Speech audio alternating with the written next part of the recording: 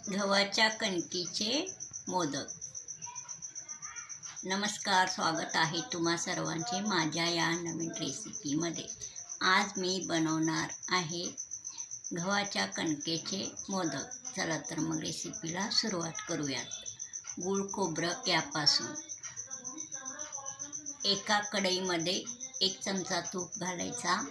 असा हा मी ओला खोबरा किसून घेतलेला आहे, तो असा परतून घ्यायचा। त्यामध्ये जेवढा आपण खोबरा, मी 1 वाटी लहान वाटीने खोबरा घेतलेला आहे किसून, त्यामध्ये 1 वाटी खोबऱ्यामध्ये 1 वाटी गूळ किसून घालायचा किंवा बारीक फोडून असा घालायचा। हा बघा, अशा प्रकारे चांगला परतून घ्यायचा। यामध्ये बदामाचे तुकडे घालायचा, खसखस घालायचा, वेलाची पावडर घालायचा। अशा प्रकारे परतून घ्यायचा।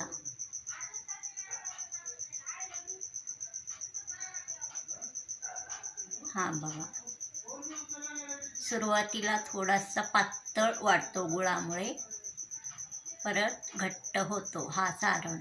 आता 1 कप मी येथे गव्हाचे पीठ घेतलेला आहे। अर्धा कप मैदा घालायचा, थोडासा चिमूटभर मीठ घालायचा। असा चांगला परतून घ्यायचा। त्यामध्ये 1 चमचा तेल घालायचा,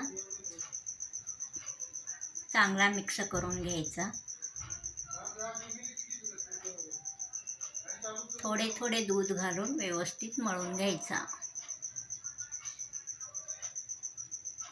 हा बघा, अशा प्रकारे एकदम हलक्या हाताने मळायचा। हा बघा, छोटे छोटे गोळे करायचा। मग थोडासा मैदा घेऊन त्यामध्ये असा लावून घ्यायचा गोळ्याला मैदा। अशा प्रकारे लाटून घ्यायचा। हा बघा, सर्व पारी मी लाटून घेतलेले आहेत, म्हणजे पुऱ्या मोदकाच्या। आता या चाळणीला थोडासा तेल लावून घ्यायचा। हा सारण घट्ट झाल्यानंतर मोदकामध्ये अशा प्रकारे भरायचा। हा बघा, अशा प्रकारे पाकळ्या तयार करून घ्यायचा।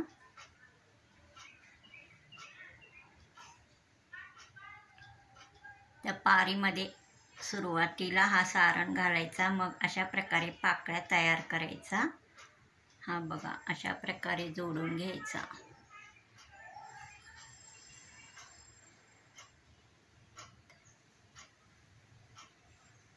हा बघा, असा फुलाच्या आकाराचा मोदक तयार होतो।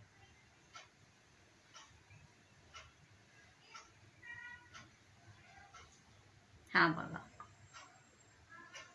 आता 1 पातेले मी गॅसवर ठेवलेला आहे, त्यात पाणी घालायचं। पाणी उकळल्यानंतर मग ही चाळणी मोदक सर्व घालून ठेवायचा उकडण्यासाठी। आपण उकडीचे मोदक करत आहोत। मग याच्यावर झाकण लावायचा। 15 ते 20 मिनिटं चांगला उकडून घ्यायचा। हा बघा, 15 मिनिटांनी मी उघडून बघते। हे बघा, एकदम चांगल्या प्रकारे हे गूळ खोबऱ्याचे मोदक तयार आहेत। वर तुपाची धार सोडायचा। एकदम टेस्टी मोदक तयार झालेले आहेत। गूळ, खोबरा, खसखस, तूप यापासून तयार केलेले हे गुळाचे मोदक।